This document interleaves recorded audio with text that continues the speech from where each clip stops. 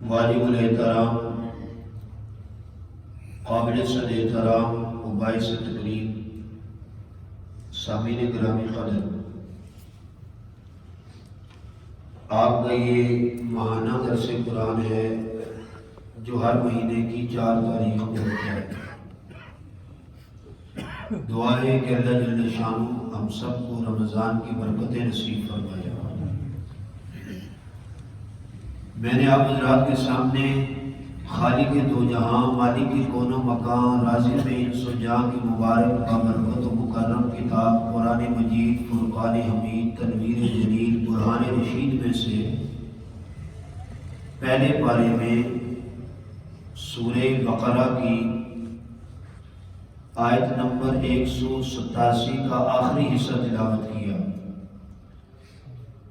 مطلوع شدہ قطع آیت قرآنی کی روشنی میں درس قرآن کا عنوان ہے رمضان کے اعمال بالخصوص اعتکاف۔ دیکھیں ویسے تو پورا رمضان ہی اعمال کی فیکٹری ہے، اعمال کا کارخانہ ہے، اور قدرتی طور پر انسانوں کے دل اس رمضان میں اللہ کی عبادت کی طرف راغب ہوتے ہیں، اور ہر بندہ جو غیر رمضان میں اس ذوق اور شوق سے عبادت میں مشغول نہیں ہوتا، وہ رمضان کے مہینے میں عبادت میں مشغول نظر آتا ہے۔ تو اس لیے اللہ نے اس کا ثواب بھی بڑھا دیا کہ عام دنوں میں جو عبادت کریں گے ثواب اور ہے، اور رمضان میں جو عبادت کی جائے گی اس کا ثواب اور ہے۔ مطلوع شدہ قطع آیت کا ترجمہ سماعت فرمائیں، پھر کچھ 2-4 ضروری مسائل۔ رمضان کے احکامات بیان ہو رہے، یا ایھا الذین آمنوا کتب علیکم الصیام، پھر آگے جا کے فرمایا شہر رمضان الذی انزل فیہ القرآن، اور آگے جا کے فرمایا ومن کان مریضا او علی سفر فعدۃ من ایام اخر۔ یہ مضمون چلتے احل لکم لیلۃ الصیام، یہ مضمون چلتے چلتے آگے فرمایا ولا تباشروہن وانتم عاکفون فی المساجد۔ اللہ نے رمضان کے مہینے میں 1 مہینہ اپنے بندے کو حلال چیز سے منع کر کے یہ ٹریننگ دی، یہ تربیت دی کہ 1 مہینہ حلال سے روکنے کا مقصد یہ ہے کہ بقیہ 12 مہینے اپنے آپ کو حرام سے بچا لیں۔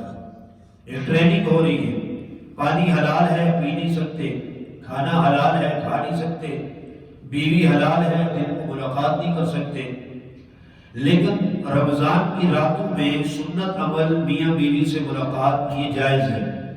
لیکن یہ ہے کہ اعتکاف کی حالت میں جب بندہ چلا جائے، بیویاں گھر میں اعتکاف بیٹھے تو پھر بھی یہ شرط جائز نہیں ہے ان سے ملاقات کرنا اور مباشرت، اور اگر شوہر مسجدوں میں اعتکاف بیٹھے، اس لیے اعتکاف کو مباشرت کے لفظ کے ساتھ جوڑ دیا، فرمایا وَلَا تُبَاشِرُوهُنَّ وَأَنْتُمْ عَاكِفُونَ فِي الْمَسَاجِدِ، کہ تم بیویوں سے ملاقات نہیں کر سکتے جب تم مساجد میں اعتکاف بیٹھے۔ یہ تو مردوں کے لیے حکم ہے، لیکن جو بیویاں گھروں میں اعتکاف بیٹھی ہیں وہ اپنے شوہروں سے ملاقات نہیں کر سکتی۔ ملاقات سے مراد یہ نہیں ہے کہ میں دعا سلام بھی نہیں، ملاقات سے مراد سنت عمل ہے، مباشرت ہے۔ فرمایا وَلَا تُبَاشِرُوهُنَّ وَأَنْتُمْ عَاكِفُونَ فِي الْمَسَاجِدِ، کہ اعتکاف کی حالت میں تمہیں مباشرت کرنے کی اجازت نہیں ہے۔ دیکھیں بھئی رمضان کے آخری مہینے میں اعتکاف یہ ثابت بالسنہ ہے، اور یقیناً بات ہے کہ اس کا اہتمام کرنا چاہیے، ہمارے یہاں اس چیز کا اہتمام نہیں ہے۔ دیکھیں اعتکاف کے مسئلے میں 3 بڑی خرابیاں ہماری سوسائٹی اور معاشرے میں پائی جاتی ہیں، آج نے نوٹ فرما لیں۔ پہلی خرابی یہ ہے کہ صدیاں گزر جاتی ہیں، محلے کے بندے اعتکاف نہیں بیٹھتے۔ ہر بندہ سوچے میری عمر کے کتنے حصے گزر گئے اور میں آج تک کتنی مرتبہ اعتکاف بیٹھا ہوں، اگر نہیں بیٹھا تو اس دفعہ کوشش کر دیں۔ دوسری بات یہ ہے کہ اپنی بستی کی مساجد چھوڑ کر دور دراز خانقاہوں کے اندر جا کے لوگ اعتکاف بیٹھتے ہیں۔ ہاں مسجد نبوی حرم شریف کا اگر جانا ہو وہ تو جانا چاہیے، وہ ایک الگ مسئلہ ہے، لیکن اپنی مسجد ویران چھوڑ کر یہاں اعتکاف بیٹھنے والا کوئی نہیں ہے، اور یہ مینار پاکستان پہ اعتکاف بیٹھنے جا رہے ہیں، بادشاہی مسجد میں، یہ فیصل مسجد میں اعتکاف بیٹھنے جا رہے ہیں۔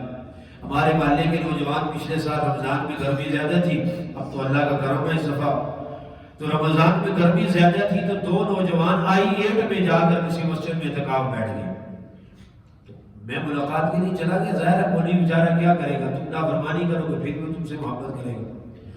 تو دل تو بڑا محبوب ہوا کہ اپنی مسجد چھوڑ کر وہاں اعتکاف کے لیے کیوں گئی، لیکن بہرحال مقتدی تھے، ملاقات کے لیے چلے گئے۔ تو میں نے پوچھا بھائی سچ بتاؤ اعتکاف کے لیے یہاں کیوں آئے ہو؟ کہا جی سیدھی بات ہے، رمضان میں جھوٹ نہیں بولنا چاہیے، آپ کی مسجد میں بہت گرمی ہوتی ہے اور یہاں دیکھیں نا اے سی لگا ہو، یہ ٹھنڈی مسجد ہے۔ اب ایمانداری سے بتائیے ان دو نوجوانوں کو اعتکاف کا ثواب ملا؟ اے سی استعمال کرنے کا ثواب اگر قرآن و سنت میں کہیں لکھا ہے وہ تو ان کو مل گیا، لکھا نہیں ہے، اگر نہیں لکھا ہے کہ اے سی لگانے سے 10 نیکیاں ملے گی تو وہ ثواب تو ان کو مل جائے گا، لیکن اعتکاف بیٹھنے کا ثواب ان کو نہیں ملا، کیونکہ یہ اپنی جسم کی راحت حاصل کرنے کے لیے اور اپنی استراحت کے لیے اور اپنی نفسانی خواہش کو پورا کرنے کے لیے کہ میں ٹھنڈی مسجد میں اعتکاف بیٹھوں گا، انہوں نے اپنے محلے کی مسجد کو چھوڑا۔ ان کو جناب ٹھنڈگی کا ثواب تو ہو سکتا مل گیا ہو کہ لکھا ہو، لیکن اعتکاف کا ثواب کوئی نہیں ملا۔ اس لیے اپنے مسجد محلے کی مساجد کو اعتکاف سے آباد کیجیے، اور اگر خود اعتکاف نہیں بیٹھ سکتے تو اپنے گھر کے کسی فرد کو تیار کریں، اگر گھر کا کوئی فرد تیار نہیں ہو رہا اپنے ایک دوست کو تیار کریں، ایک ماحول بنائیں اعتکاف کا۔ آپ کو کوئی مسجد والا منع نہیں کرے گا تعداد زیادہ ہوگی یا آپ ادھر نہیں آنا، کیا کریں گے مساجد والے برداشت کریں گے، آپ کو رکھیں گے جتنے زیادہ آ جائیں، اور جتنے زیادہ اعتکاف والے مسجد میں ہوں گے اتنی مسجد میں برکتیں ہوں گی۔ اس چیز کا خصوصی اہتمام کرنا چاہیے۔ نبی علیہ السلام اعتکاف کا خصوصی اہتمام فرماتے تھے، اور آپ علیہ السلام اعتکاف کا اول رمضان سے اپنے صحابہ کو اعتکاف کی ترغیب بھی دیتے تھے۔ یکم رمضان سے ہی آپ اعتکاف کی ترغیب دینا شروع ہو جاتے، کیوں؟ اس لیے کہ مقصد یہ ہے کہ آخری عشرے میں لیلۃ القدر حاصل ہو جائے، ادراک لیلۃ القدر ہو جائے، میں اس رات کو پا جاؤں جس رات کو اللہ نے 1000 راتوں سے افضل فرمایا، جس رات میں لوح محفوظ سے آسمان دنیا پہ قرآن آیا، جس رات میں تقدیر کے فیصلے فرماتے ہیں اللہ، جس رات میں اللہ بخشش کے فیصلے، ویسے تو ہر رات عابد کے لیے بخشش کی رات ہے، عابد کے لیے غیر رمضان کی ہر رات بھی بخشش کی ہے کوئی عبادت کرنے والا پورا سال جب بھی رات کی تاریکی میں جبین نیاز کو جھکائے گا، زمین پر رکھے گا، اللہ عرش سے اس کی تقدیر کے فیصلے فرمائیں گے۔ تو عابد کے لیے تو سال کی ہر رات اس کے لیے رحمت والی ہے اور بخشش کے حصول والی ہے، لیکن چونکہ عام روٹین میں ترغیب نہیں ہوتی، اس لیے رمضان کے اس عشرے کو اعتکاف کے ساتھ خاص کر کے یہ حکم لگا دیا گیا کہ اعتکاف میں لیلۃ القدر کو تلاش کرنا انتہائی آسان ہے۔ میں خود کتنی مرتبہ پروگرام بنوایا اعتکاف بیٹھنے کا، لیکن اساتذہ نے منع کیا۔ مفتی تقی عثمانی صاحب دامت برکاتہم العالیہ کے بیان یوٹیوب پہ چل رہا ہے، فرمایا کہ وہ لوگ جو واعظ ہیں، بیان کرنا جانتے ہیں، ہمارے زمانے میں ان کو اعتکاف نہیں بیٹھنا چاہیے۔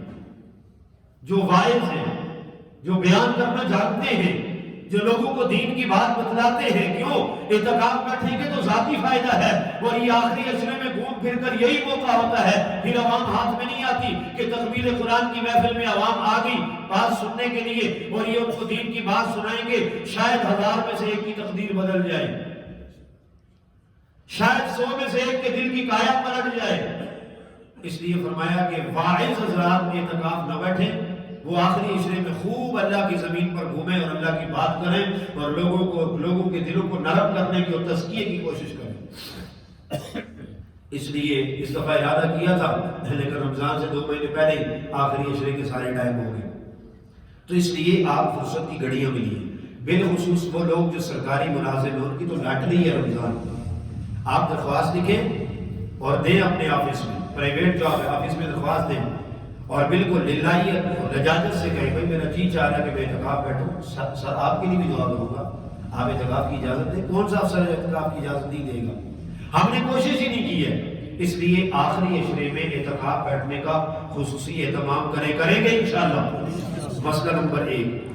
مسئلہ نمبر 2 میں نے اس آیت کی روشنی میں تو نہیں ہے، لیکن ویسے خارج میں بیان کرنا ہے کہ رمضان کا مہینہ جہاں پر اور بہت ساری عبادات کا مہینہ ہے، وہاں پر زکوٰۃ اور فطرانے اور فدیے کی ادائیگی کا مہینہ بھی سمجھا جاتا ہے۔ اگرچہ زکوٰۃ کی ادائیگی کا مہینہ یہ نہیں ہے، زکوٰۃ کی ادائیگی کا مہینہ تو وہ ہے نا جس وقت میں آپ کا سال پورا ہوا، لیکن لوگوں کا رجحان ہوتا ہے بھائی یاد رکھنا اگر سوسائٹی معاشرے میں لوگ بھوکے ہیں، افلاس ہے، غربت ہے، تنگ دستی ہے، پریشانی ہے، مالی دقت اور مشقت ہے، ایسے وقت میں زکوٰۃ کو روکنا شرم حرام ہے، جائز نہیں ہے۔ ہمارے اچھے خاصے سمجھدار لوگوں کا سال پورا ہو جاتا ہے، زکوٰۃ کو روک کر رکھتے ہیں کہ بھائی رمضان آئے گا زکوٰۃ دیں گے، اس لیے 70 گنا زیادہ ثواب ملے گا۔ تیرے پڑوس میں اگر ایک غریب کے منہ سے آب ہی نکل گئی نا بھوک میں، تو یہ 70 گنا ثواب نہیں ملے گا تیری زکوٰۃ کو، بلکہ تیرے لیے عذاب بن جائے گی۔ سرمایہ دارانہ نظام کا خاتمہ کریں۔ اس لیے زکوٰۃ عموماً یہ ہوتا ہے کہ لوگ رمضان سے رمضان حساب کرتے ہیں، تو رمضان میں زکوٰۃ دینے کا خصوصی اہتمام کریں۔ اور عجیب بات یہ ہے کہ زکوٰۃ کی ادائیگی کے وقت ہم 100 بہانے تلاش کرتے ہیں۔ اللہ سے جب مال مانگتے ہیں تو چھوٹی دکان میں دعا کرتا اللہ سٹور دے دے، سٹور والا دعا کرتا اللہ کیش اینڈ کیری دے دے، وہ والا کہتا اللہ تھوڑا اور اوپر لے جا۔ اللہ سے مانگتے ہیں تو کھل کے مانگتے ہیں، اللہ سے مانگتے ہیں تو کروڑوں مانگتے ہیں، اور جب اللہ کو دینے کی باری آتی ہے اللہ مانگتا ہی کتنے ہیں، 100 روپے پہ 2.5 روپے، جو تیرا بھکاری بھی دینے کے لیے تیار نہیں ہے۔ اللہ کہتا ہے میرے بندے میں نے تمہیں مال دیا، آپ نے جو اللہ کو مال دیا ہے، اللہ نے تمہیں 100 روپیہ دیا، اور 100 روپیہ تمہیں دینے والا ہی اللہ ہے، رب کے سوا دینے والا کوئی نہیں ہے۔ اس 100 روپے میں سے اللہ فرماتا ہے 2.5 روپے مجھے واپس دے دے۔ وہاں پر بھی اللہ کا بندہ بہانے تلاش کرتا ہے، کیسے دوں گا، یہ مسئلہ ہے، یہ ہے، کوئی گنجائش نکالیے۔ اللہ نے مانگا ہی کیا تم سے، 1 لاکھ روپے اللہ نے ادا تمہیں دیا اور واپس 2500 روپے کا مطالبہ کیا۔ کیا چیز ہے 2500 روپے کی؟ آپ انگلش میڈیم سکول کی پریپ نرسری کلاس کے بچوں کی کتابیں نہیں آتی اس زمانے میں، انگریزی کتابوں کا سیٹ چھوٹے کلاسوں کا نہیں آتا۔ اللہ نے پورے سال میں 3000 روپے فیس دے گا منتھلی انگلش میڈیم سکول میں، مہینے کے 36,000 روپیہ دے گا، لیکن سال کے 36,000 انگلش میڈیم سکول میں دے رہا ہے، اور اللہ سال کا 2500 روپیہ مانگ رہا دینے کے لیے تیار نہیں ہے۔ حضرت عمر بن عبدالعزیز کے زمانے کے اندر زکوٰۃ کا اتنا اہتمام تھا کہ صحابہ سیر نے لکھا ہے، تاریخ دانوں نے لکھا ہے کہ حضرت عمر بن عبدالعزیز کے زمانے میں زکوٰۃ ویسے بیت المال میں ڈھیر مارے ہوتے تھے، اور منادی بستیوں میں اعلان کرتے تھے ہے کوئی زکوٰۃ لینے والا، ہے کوئی صدقہ لینے والا، لیکن صدا کی آواز پر کوئی لبیک نہیں کہتا تھا۔ کیوں؟ اس لیے کہ اتنی لوگ زکوٰۃ ادا کرتے تھے کہ سوسائٹی اور معاشرے سے غربت کا خاتمہ ہو گیا تھا۔ زکوٰۃ ادا نہیں ہو رہی، بہانے تلاش کرتے ہیں۔ اور عجیب بات یہ ہے کہ ہمارے پڑوس میں ایک صاحب تھے، پچھلے دنوں ان سے گپ شپ ہوئی 2-4 روزے پہلے، پورا سال انہوں نے پلاٹ خریدا گوری ٹاؤن میں، اور مجھے یہ کہتے رہے مولوی صاحب آپ دعا کریں پلاٹ اچھے داموں میں مل جائے، انشاءاللہ اللہ کے راستے میں بھی دوں گا۔ مولوی کو لالچ دیا جاتا ہے نا۔ وہ ایک بندہ آیا مولوی صاحب کے پاس، اللہ کا فضل ہے علماء کو کوئی لالچ نہیں ہے، آپ سارے نہیں دیں گے اللہ پھر بھی ان غریبوں کو چلائے گا، یہ میرے اللہ کی قدرت کا نظام ہے، چل رہا نظام۔ تو دعا کریں گے جی مولوی صاحب تھوڑے سے دعا کریں پلاٹ نکل جائے، آپ کے ساتھ مدرسے کے ساتھ بھی تعاون کریں گے، لالچ دیں گے۔ ایک بندہ آیا مولوی صاحب کے پاس، کہنے لگا جی حضرت والا دعا کریں اللہ کوئی کاروبار دے۔ دعا کی، ہفتے بعد آیا، کہنے لگا جی آپ کی دعاؤں کی برکت سے کاروبار تو سٹارٹ کر دیا، دعا کریں اللہ ترقی دے۔ مولوی صاحب نے دعا کی، بڑی رو کے ختم پڑھایا۔ مہینے بعد آیا، کہنے لگا مولوی صاحب آپ کی دعاؤں کی برکت سے الحمدللہ کاروبار اچھا خاصا نفع دینے لگا ہے، یہ گاڑی پکڑے مہران گاڑی آپ کے لیے بطور گفٹ میں ہوں۔ سبحان اللہ۔ مولوی صاحب نے اور دعا کی، ختم پڑھایا، بچے اٹھائے۔ 2 مہینے بعد آیا، بڑی گاڑی لے کر آیا، بھائی چھوٹی ہے بڑی لے لیں، اللہ کے فضل سے آپ کی دعاؤں سے پاکستان کے چاروں صوبوں میں کاروبار پھیل گیا ہے۔ مولوی صاحب نے پوچھا بھائی کاروبار کیا ہے؟ اس نے کہا 13 سے 40 لیتا ہوں، پورے پاکستان میں سپلائی کرتا ہوں۔ اس لیے میں کہتا ہوں علماء اکرام کو پہلے پوچھنا چاہیے، جب کوئی کاروبار کی دعوت دعا کروانے کے لیے آئے تو اس سے پوچھا کرے نا بھائی کاروبار کون سا ہے تیرا؟ ایک بندہ کہہ رہا مولوی صاحب دعا کریں کہ میری روزی میں برکت ہو جائے، اور کام کر رہا ہے سود کا، تو مولوی صاحب کو پہلے ذریعہ معاش پوچھنا چاہیے کہ بھائی آپ مجھ سے جو کاروبار کی دعا کروا رہے ہیں ذرا بتائیے تو صحیح کاروبار ہے کیا؟ کہیں ایسا تو نہیں ہے 13 سے سامان آ رہا ہے، ایسا نہیں ہونا چاہیے۔ تو اس لیے زکوٰۃ کی ادائیگی کا اہتمام کریں۔ اللہ نے مانگا ہی کیا تم سے 2.5 روپے اللہ کو نہیں دے رہے، اتنے بے وفا ہیں۔ رب دیتا ہے، عنایات کی بارش کرتا ہے، اور ہم اللہ کے دیے ہوئے سے اللہ ہی کو 2.5 روپے دینے کے لیے تیار نہیں ہیں، اور 100 بہانے تلاش کرتے ہیں۔ بڑی بڑی فیکٹریوں والے، پلازوں والے، مارکیٹوں والوں، کاروباری سیکٹر اور مراکز والے زکوٰۃ کی باری آتی ہے ڈنڈی مار جاتے ہیں۔ اور دوسری بات، اہم ترین ضروری بات، ہمارے ملک پاکستان اور بڑے صغیر پاک و ہند میں 60% زکوٰۃ کا استعمال غلط کیا جاتا ہے۔ مثال کے طور پر آپ کو یہاں سامنے کوئی دسترخوان نظر آیا، آپ زکوٰۃ دے دی جاتی، یہ زکوٰۃ کے پیسے نہیں، کھانا کھاؤ، زکوٰۃ ادا نہیں ہوئی ہے۔ زکوٰۃ کا شرعی مسئلہ یہ ہے کہ نقدی کا مالک بنانا ضروری ہے، نقدی کا مالک بنانا ضروری ہے۔ بھائی وہ دسترخوان والے تو کھانا کھلا رہے ہیں، وہ تو عامت الناس کو کھانا کھلا رہے ہیں، اور پھر دسترخوان پہ مستحق کے علاوہ غیر مستحقین بھی بیٹھ جاتے ہیں۔ سیلانی والوں نے دسترخوان لگایا گولی ٹاؤن میں، اور ہمارے وہاں کشمیر کے ایک دوست ہیں، انہوں نے مچھلی کا کام شروع کیا تھا، آج کل پکوڑے سموسے کا انہوں نے اسٹال بڑا لگایا، جلیبی وغیرہ۔ تو عام دنوں میں سردیوں میں کی مچھلی تھی تو ہم بھی جاتے گپ شپ لگانے، تو انہوں نے مجھے بتایا کہ یار دسترخوان پہ تو بڑے مزے ہیں۔ میں نے کہا کیوں؟ کہا جی کھانا اچھا ہوتا ہے، جو ہی دسترخوان کا ٹائم ہوتا ہے پوری کلمہ چوک کے دائیں بائیں کے سارے دکاندار ان کے ملازم وہاں پہنچ جاتے ہیں۔ آپ مجھے بتاؤ دسترخوان کا اس دکاندار کو کھانا کھانے کا حق دیا ہے شریعت نے؟ تو صاحب ستار آدمی ہے، اپنی دکان کا مالک ہے، یہ تو غریب نادار و مستحق و مسافر کے لیے دسترخوان لگایا گیا، افطار پارٹی کا اہتمام کیا گیا۔ اس لیے زکوٰۃ دسترخوانوں پہ براہ راست دینا جائز نہیں ہے، افطار پارٹیوں میں استعمال کرنا جائز نہیں ہے۔ زکوٰۃ کو سوچ سمجھ کے جانچ پڑتال کے بعد استعمال کریں۔ زکوٰۃ کے میں سمجھتا ہوں فی زماننا ھذا سب سے بڑے مصرف صرف دو ہیں، سب سے بڑے مصرف، ایک آپ کے رشتہ دار، پہلا مصرف، اور دوسرا مدارس دینیہ۔ سب سے بڑے دو مصارف ہیں یہ۔ رشتہ داروں میں بھی بیٹے کو، پوتے کو، نواسے کو، نواسی کو، اور جناب ابو کو، دادے کو، پردادے کو، نانے کو، پرنانے کو، اصل اور فرع کی لڑی کو زکوٰۃ اور فطرانہ فدیہ صدقہ دینا جائز ہی نہیں ہے۔ بھائی کو دے سکتے ہیں، بہن کو دے سکتے ہیں، لیکن اصل اور فرع کو صدقہ دینا جائز نہیں ہے۔ خالہ پھوپھی کو دے سکتے ہیں، لیکن اصل اور فرع کو صدقہ دینا جائز نہیں ہے۔ بیٹے کو، پوتے کو، پرپوتے کو، نواسے کو، نواسی کو، پرنواسے کو، اور اسی انداز میں دادے کو، پردادے کو، نانے کو، پرنانے کو، یعنی ماں کی جو فرع ہے اور باپ کی جو اصل ہے، دونوں پشتوں کے اوپر نیچے دونوں حصوں میں کسی صورت میں زکوٰۃ فطرانہ فدیہ دینے کی اجازت شریعت میں نہیں ہے۔ آپ کہیں کہ کیوں بھائی میرے نانا ابو بہت غریب ہیں؟ بھائی شریعت کا معیار ہے، غریبی امیری اپنی جگہ پہ ہے، لیکن شریعت نے پیمانہ مقرر کر دیا۔ ہم کون ہوتے ہیں چوں چرا کرنے والے؟ شریعت نے کہہ دیا صبح سحری اس وقت ختم ہوگی، ہم کہیں بھائی ہم 2 گھنٹے پہلے ختم کریں گے؟ نہیں بھائی، جو نظام شریعت نے مقرر کر دیا۔ شریعت کہتی ہے جناب والا مغرب کی جو ہی غروب آفتاب ہو آپ نے روزہ افطار کرنا ہے۔ ہم کہیں جی ہم چونکہ اللہ کے بڑے قریب ہونا چاہتے ہیں اس لیے ہم رات 10 بجے افطار کریں گے، روزہ زیادہ بھوکے رہیں گے ثواب ہوگا۔ نہیں بھائی، آپ کو روزہ نہیں ہوگا، شریعت نے پیمانہ مقرر کر دیا۔ اور دین اسلام ایک منظم مذہب کا نام ہے، بکھرے ہوئے دین کا نام نہیں ہے۔ ایسی پروئی ہوئی لڑی ہے کہ رب محمد کی قسم تسبیح بھی اتنی مضبوط دانوں میں پروئی نہیں ہوتی جتنا محمد عربی کا دین پرویا ہوا ہے۔ اللہ نے ایسا شاندار دین ہمیں دیا، اس لیے زکوٰۃ کی ادائیگی کا اہتمام کریں۔ سونے سے متعلق مسائل بتائے ہوں گے، ظاہر ہے ایک مسئلہ بتا دوں کہ ہمارے گھروں میں اکثر عورتیں کہتی ہیں کہ 7.5 تولے سونا ہوگا تو زکوٰۃ دیں گی۔ ایسی بات نہیں ہے۔ آپ دیکھیں اگر اس کے پاس آدھا تولہ سونا ہے، ایک انگوٹھی ہے، تھوڑی سی اس کے وہ ٹیپس ہیں کانوں میں ڈالنے والے، یا چوڑیاں ہیں، یا ایک انگوٹھی ہے، آدھا تولہ ہے، پونا تولہ ہے، 1 تولہ ہے، 2 ہے، 3 ہے۔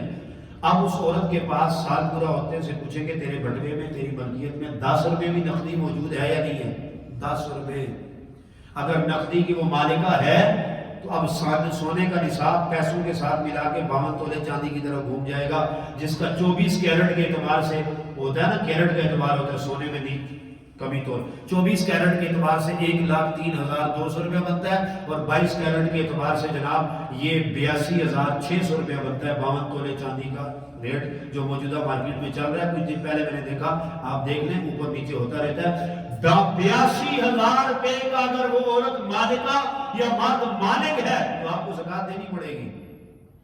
ہم 7 تولے کا انتظار نہ کریں اور پھر 100 بہانے تلاش کرتے ہیں۔ اللہ نے تمہیں مال دیا ہے، دینے والا اللہ ہے، اس مال کو صحیح معنوں میں استعمال کریں۔ اور اللہ نے مانگا ہی کتنا ہے؟ میں نے پہلے عرض کیا 100 دے کے 2.5 مانگ رہا ہے اللہ، لاکھ دے کے 2500 روپیہ مانگ رہا ہے، 100,000 نہیں 2500 روپیہ دو بھائی 2.5، تمہیں 1 لاکھ روپیہ دیا ہے۔ اس لیے اللہ کا حق ادا کریں، اس بات کا اہتمام کریں اور اپنے مالوں کو خراب نہ کریں۔ فطرانے کے حوالے سے یقین جانیے مجھے بڑا تعجب ہوا، ہمارے رشتہ دار ہیں یہاں CBR ٹاؤن میں، بڑی اسامی ہے، بیرون ملک ان کا اپنا کاروبار ہے، ہمارے رشتہ دار ہیں، تو مجھے انہوں نے 2-3 دن پہلے فون کیا کہ مدرسے کے لیے ہم دونوں گھروں کے بیٹوں سمیت 13 افراد فطرانہ دینا چاہتے ہیں، تو 3900 روپیہ آپ کوئی اکاؤنٹ دیں، آپ کو 3900 روپیہ دے دیں۔ میں نے کہا یہ 3900 اپنی قریب کسی مدرسے میں دے تو مجھے نہیں چاہیے۔ کہتے نہیں آپ اپنا گھر کا مدرسہ ہے۔ میں نے کہا آپ کو شرم آنی چاہیے کہ اللہ نے آپ کو اتنا بڑا کاروبار دیا ہے اور فطرانے کا سب سے چھوٹا حصہ اللہ کے لیے منتخب کر رہے ہیں۔ اس سے اوپر چلے جاؤ، کھجور کا حصہ ہے، جو کا ہے، کھجور کا ہے، کشمش کا ہے، اللہ دیتا ہے تو بے حساب دیتا ہے، اور جب اللہ کو دینے کی باری آتی ہے سب سے کم درجہ گندم والا فطرانہ تلاش کر لیں۔ یہ بات، یہ عبودیت ہے، یہ بندگی ہے، یہ مزاج ابن آدم ہے۔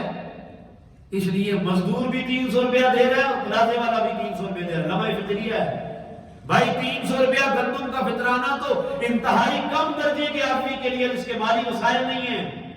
بھائی اللہ نے اتنا بڑا بھگلا دیا، اتنی بڑی جناب کاروباری پلازہ دیا، آپ 1800 روپیہ کشمش کے حساب سے فطرانہ دیں۔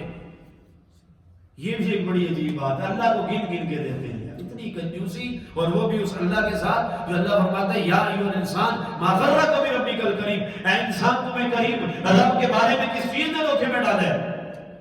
اس اللہ کو گن گن کے دیتے ہیں۔ کروڑ روپے کا مالک بھی 300 روپے والا فطرانہ دے رہا ہے، لاکھ کا مالک بھی 300 کا دے رہا ہے، اور 10,000 کا مالک بھی 300 کا دے رہا ہے۔ یہ معیار نہیں ہے، یہ معیار بندگی نہیں ہے۔ اپنے مزاجوں کو بدلیے، دل کی دنیا کو بدلنے کی کوشش کیجیے، یہ مزاج نہیں ہے۔ تھوڑا سا اوپر جائیے، اپنے حصے کو بڑھائیے، آپ جو کی طرف جائیے، آپ کھجور کی طرف جائیے، آپ 300 سے 500 پہ جائیے، آپ کھجور پہ جائیے 1100 پہ، آپ کشمش پہ جائیے 1800 پہ، آپ فطرانے کو بڑھانے کی کوشش کیجیے۔ اور آخری مسئلہ فدیے کے حوالے سے، یہ بھی ہماری سوسائٹی معاشرے میں کتنا عجیب مسئلہ پھیلا ہے کہ ذرا سی گڑبڑ ہو جائے، روزہ رکھتے بعد میں فدیہ دے دیتے ہیں۔ بھائی فدیہ 3 قسم کے افراد کے لیے ہے، باقیوں کے لیے قضا ہے، ٹھیک ہے۔ فرمایا کہ من شہید فمن شہید منکم الشہر فلیصم ومن کان مریضا او علی سفر فعدۃ من ایام اخر۔ بس تم نے قضا کرنی ہے۔ 3 قسم کے افراد میں فطرانہ ہے۔ نمبر 1 شیخ فانی، وہ بابا جو اب روزے رکھنے پہ قادر ہی نہیں ہے، بدن میں قوت ہی نہیں ہے، تا حیات روزہ رکھنے سے معلوم ہو گیا، جیسے نادرہ میں لکھتے ہیں نا آئی ڈی کارڈ پہ تا حیات ایکسپائری ڈیٹ، تو اب یہ تا حیات روزہ رکھنے سے معلوم ہو گیا، اب یہ بابا جی فطرانہ دے گا، اور ایک روزے کا 300 روپیہ۔ کم درجے کی بات کر رہا ہوں، 18 والی بات اپنی جگہ باقی ہے، غور کرنا اس پہ بھی، میں کم درجے کی بات کر رہا ہوں۔ پہلا شیخ فانی، جو بابا ایسا ہے، بابیہ ایسی ہے جو روزہ رکھنے پہ قادر نہیں ہے، پہلا۔ اور دوسرا مریض دائمی۔ مریض دائمی کا کیا مطلب؟ ایسا بلڈ پریشر کا مریض ہے کہ ساری زندگی ٹھیک ہونے کا نشان نظر نہیں آ رہا، ایسی شوگر آئی ہے کہ علاج کر کے بھی ٹھیک نہیں ہو رہی، روزہ رکھتا ہے تو شوگر میں برداشت نہیں کر سکتا، ہمت نہیں ہے، جان جانے کا خطرہ ہے، اب یہ مریض دائمی ہے۔ یا ایسے گردوں کے بعض مریض ہوتے ہیں کہ جو اگر گھٹا پانی نہ پیے تو بالکل بے ہوشی کے قریب ہو جاتے ہیں، اب یہ بھی مریض دائمی میں ہے۔ عام چھوٹی موٹی گردے کی مرض نہیں، عام چھوٹا موٹا شوگر نہیں، جو آپ کی برداشت کے بالکل آخری سٹیج کو کراس کر گیا ہے، یہ مریض دائمی ہے۔ اب یہ قضا نہیں کرے گا، فدیہ دے گا، وہی 300، اوپر والا 18 یاد رکھنا۔ اور تیسرا اور آخری مسئلہ جو ہے وہ مسافر دائمی۔ مسافر ایسے مسافر میں نے دیکھے، ایک صاحب نے مسئلہ پوچھا تو کسی جگہ ان کو جواب نہیں دیا گیا، مجھ سے پوچھا تو میں نے گنجائش نکالی، انہوں نے کہا میں فیصل پور گاڑی چلاتا ہوں اور جناب والا میں تقریباً 8 سال سے یہ کام کر رہا ہوں، پہلے کسی اور کمپنی کی گاڑی تھی، تقریباً 3 سال ہو گئے فیصل پور کی گاڑی چلا رہا ہوں، اور یہ گاڑی میں چلا رہا ہوں، میں کبھی ہوتا ہی نہیں ہوں، صبح یہاں شام کو جناب حیدرآباد کراچی کی ہوتی ہے، اور دوسرے دن وہاں سے، اور ایک دن بعد آتا ہوں جاتا ہوں، 24 گھنٹے وہاں رہتا ہوں، 24 گھنٹے پنڈی رہتا ہوں، باقی سارا۔ تو میں نے کہا آپ مسافر دائمی ہیں، آپ فدیہ دے سکتے ہیں، آپ مسافر دائمی ہیں، آپ کی نوکری چھوڑنے کا کوئی چانس نہیں ہے؟ کہتے ہیں بالکل کوئی چانس نہیں ہے، سوال ہی پیدا نہیں ہوتا، کرنی ہے نوکری، گھر کا نظام تو چلانا ہے۔ میں نے کہا مسافر دائمی ہے تو 3 قسم کے افراد کو فدیہ دینے کی اجازت ہے، شیخ فانی، مسافر دائمی اور مریض دائمی۔ اس کے علاوہ وقتی طور پہ جناب کوئی آپریشن ہو گیا، ٹانگ ٹوٹ گئی، سر پھٹ گیا، اور جناب بخار ہو گیا، جناب والا یرکان ہو گیا، کوئی اور مرض ہو گیا، اس پر فدیہ نہیں ہے۔ فرمایا فعدۃ من ایام اخر، آپ کو قضا کرنی ہے، فدیہ دینے سے آپ کے ذمہ، آپ بری و ذمہ نہیں ہوئے۔ فدیہ کے 3 مصارف ہیں، وہ 3 جگہ ہیں جو فدیہ ادا کریں گے، اور مصارف وہی ہیں جو غریب مساکین ہیں، مدارس دینیہ ہیں، آپ کے رشتہ دار اعزاء اقربا ہے، اس بات کا بھی اہتمام کریے۔ اور فطرانہ آپ چاند نظر آنے سے پہلے پہلے روزوں میں ہی ادا کر لیجئے. اللہ جل شانہ مسائل سمجھنے کی توفیق نصیب فرمائے. یہ دو چار ٹوٹی پھوٹی باتیں میرا ذہن یہ تھا کہ حضرت عائشہ رضی اللہ تعالیٰ عنہا حضرت علی رضی اللہ تعالیٰ عنہ کے عنوان پر ایک میں مضمون بنا کے آیا تھا، لیکن پھر پتہ چلا کہ آپ کے ہاں سیمینار بھی ہے وہاں بیٹا 17 رمضان مبارک کو، تو وہاں پہ گفتگو ویسے بھی ہو جائے گی کرنی ہے. تو اس لیے میں نے آج اعتکاف کا بغیر ٹوٹی پھوٹی گفتگو آپ کے سامنے کر دی ہے. یہ ماہانہ درس قرآن ہے، اس کو مضبوط کیجئے اور کوشش کریے قاری صاحب سے مشورہ کر لیجئے ان کے مشورے کے ساتھ کہ آئندہ سوال لکھ کر بھی لایا کریں. دیکھیں سوال ایسا ہو جو اصلاح کی نیت سے ہو، سیکھنے کی نیت سے ہو. سوال ایسا نہ ہو کہ جو کسی اور نیت سے ہو. آپ سوال نہیں کر رہے ہیں، فقہی مسائل، عقائد سے متعلق، تاریخ سے متعلق آپ پرچیاں جناب پورا مہینہ موقع ملے قاری صاحب کے پاس پہنچا دیا کریں. اور یہ پرچیاں جس دن میں آؤں گا ایک دن پہلے مجھے واٹس اپ کر دیں گے، میں جواب دے کے آ جاؤں گا. اور آپ کو درس قرآن کے بعد سوال جواب کی نشست ہوگی. مجھے بتائیں علمی فائدہ ہوگا نہیں ہوگا؟ اپنے درس قرآن کو مضبوط کریں. آپ اس پر ایسی تحریک چلائیں کہ یہ 4 تاریخ کا جو درس قرآن منتخب ہو گیا اس کے لیے باضابطہ پہلے سے مضبوط تیار ہو. آپ رشتہ داروں میں دوستوں میں تحریک چلائیں. اور فونوں پہ دوست جمع کرتے ہیں، ہمارے نوجوان ہوتے کہتے ہیں کرکٹ کا میچ ہے بھائی بھی آ جانا، ہاکی کا میچ ہے ٹی چوک پہ پہنچ جانا، فٹ بال کھیلنا ہے وہ جانے جناب میزائل چوک پہ پہنچ جانا. اور پھر وہ اس کی کالوں پہ موٹر سائیکل دباتے ہیں. بھائی فٹ بال کرکٹ کھیلنے کے لیے تیرا دوست تیری کال پہ رات کو 12 بجے آ سکتا ہے، تو اللہ کا قرآن سننے کے لیے تیری کال پہ تیرے محلے کی مسجد میں نہیں آ سکتا؟ ماحول بنائیں، دوستوں کو تیار کریں، عائزہ اقربا کو تیار کریں، مجمع کو بڑھائیں، درس قرآن کو ایک مثالی بنائیں کہ تاکہ آپ کی اس تحریک کی وجہ سے، آپ کی دعوت کی وجہ سے 2-4 مہینوں بعد باہر برآمدہ بھی بنا ہو اور ارد گرد کی مساجد میں مثبت پیغام جائے کہ درس قرآن کی یہ فوائد ہوتے ہیں. اور دیکھا دیکھی آپ کی عورتوں میں درس قرآن شروع ہو جائے، آپ کی سوسائٹی کا ایک ماحول بن جائے، ایک بہترین جگہ دیکھی جائے، کوئی بہترین گھر ہو، کوئی سیف جگہ ہو، وہاں پر پردے میں عورتیں آئیں اور عورتوں کو بھی مسائل بتائے جائیں. ایک کامیاب عورت کامیاب معاشرے کی ضمانت ہے. اس لیے عورتوں کے دروس قرآن کا انتخاب بھی ہونا چاہیے. اور اگر مسجد میں دائیں بائیں کی جگہ ہے لاؤڈ اسپیکر کے ذریعے تو اپنے پروگراموں میں ان عورتوں کو بھی پردے میں شریک کر لیا کریں تاکہ یہاں جو گفتگو ہو رہی ہے وہ عورتوں تک بھی پہنچے اور عورتوں میں شعور اور بیداری اور آگہی آئے، ان کے بھی ضمیر جاگے. اللہ جل شانہ سے دعا ہے اللہ مسائل دینیہ کو سمجھنے اور اس کے مطابق زندگی گزارنے کی توفیق نصیب فرمائے. زکوٰۃ فطران رمضان سے متعلق اعتکاف سے اگر کوئی سوال ہے تو آپ پوچھ سکتے ہیں. یہ جو زکوٰۃ ہے یہ ضروری تو نہیں ہے کہ ایک ہی دفعہ دے دیں، پورا سال بھی دے سکتے ہیں اس ٹائم تک؟ دیکھیں وقت پورا ہونے سے پہلے زکوٰۃ کا ایک ہی ہیلہ ہے، اصل ہیلہ ہے. اصل تو زکوٰۃ سال پورے ہونے پہ اور سال پورے ہو کے روکی نہ جائے، فوراً تقسیم کر دیں. 2 4 6 دن ہفتہ جتنا بھی لگے نا ساری مستحقین تک پہنچا دیں. لیکن اگر آپ پہلے ادا کرنا چاہتے ہیں، آپ کا سال پورا نہیں اور آپ کے پڑوس میں کوئی زکوٰۃ کا مستحق ہے، تو اس کا طریقہ کار ایک ہیلہ فقہاء کرام علماء کرام نے لکھا مفتیان نے.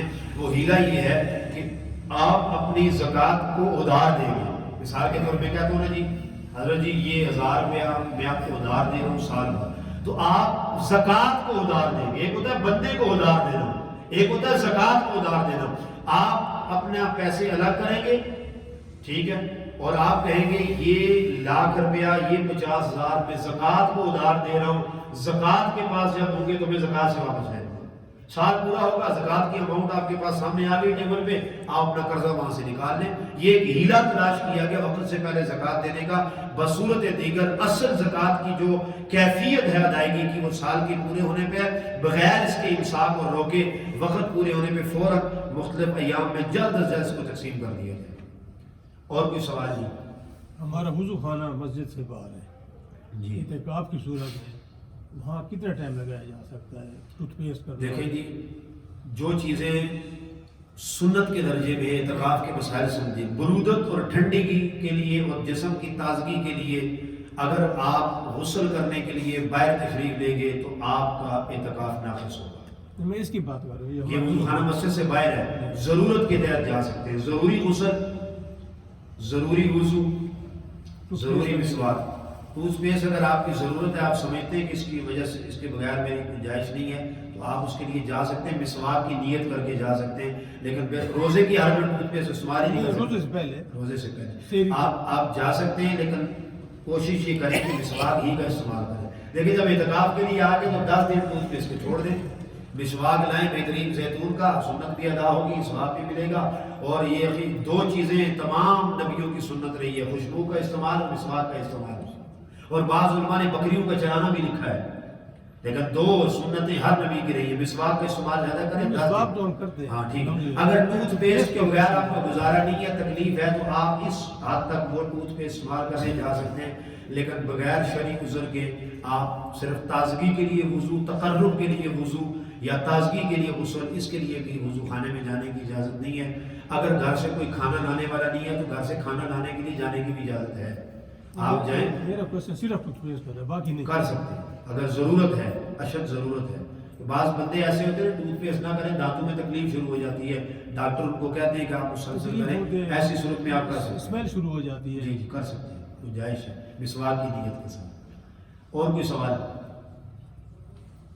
سوال کسی کے ذہن